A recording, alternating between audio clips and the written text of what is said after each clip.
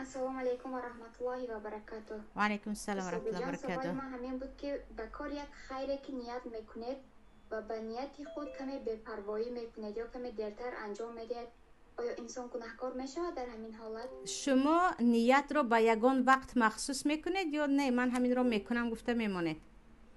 نه، همین کار رو من نیت دارم که کنم، کاری ثواب است میگوید، لیکن بی‌پروایی میکنید، دیر میکنید. نه نگاه کنید، مسئله نیت و نظر دو چیز است.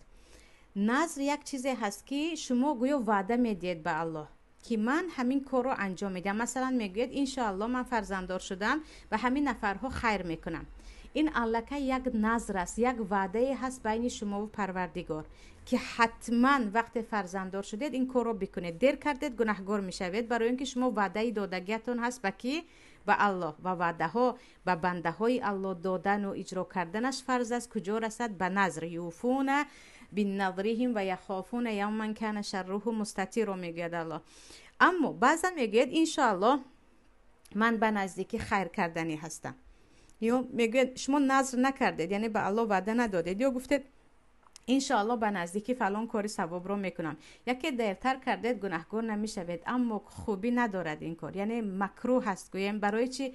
برای اون که پگاه میکنم بعضا میشود که فرصت نمیشود، بعضا میشود که در دستتون که همین چیز هست همون رو در همون لحظه یا گفتیم در همون فرصت اول باید انجام دید. مثلا انسان هایی که هستن میگن من انشاءالله به نزدیکی مثلا چیکار میکنم، فلان خیر رو انجام میدهم و شرایط دارن نمیکنن. یکی میبینید که دیگر در دستشون پول نیست. یا بعضی ها هستن که میگن من انشاءالله نمازها ما ترک نمیکنم، نمازهای تهجد نخونده میروند، یکی سلامتی برایشون اجازه نمیدهد. برای همین کارهای خیری که شما نیت کردید و شرایط دارید بهترش چیکار کنید؟ در همون اولین فرصت انجام دهید. اما یکی دیرتر کردید برای اینکه چیزهای مستحبی است، انشالله گناهگار نمیشوید، اما فرصت یک عمل نه همیشه می آید.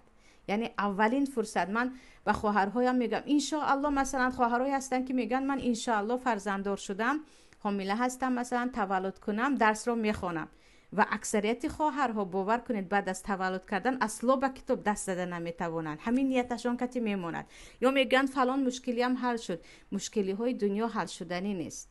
یعنی نیت های خوبی که کردیم اگر فرصتی عمل کردن اون هست در همون لحظه انجام دهید. عمل ها تا 700 درجه و از آن زیاد ثواب میگیرید. اما این رحمت الله هست که همون لحظه که نیت کردید الکی برای شما ثواب نوشته می شود. اما این چی از گفتیم فرق دارد از نظر، از وعده که به الله میدید که این کارو من انجام میدهم و نداده در این وقت گناهکار میشوید.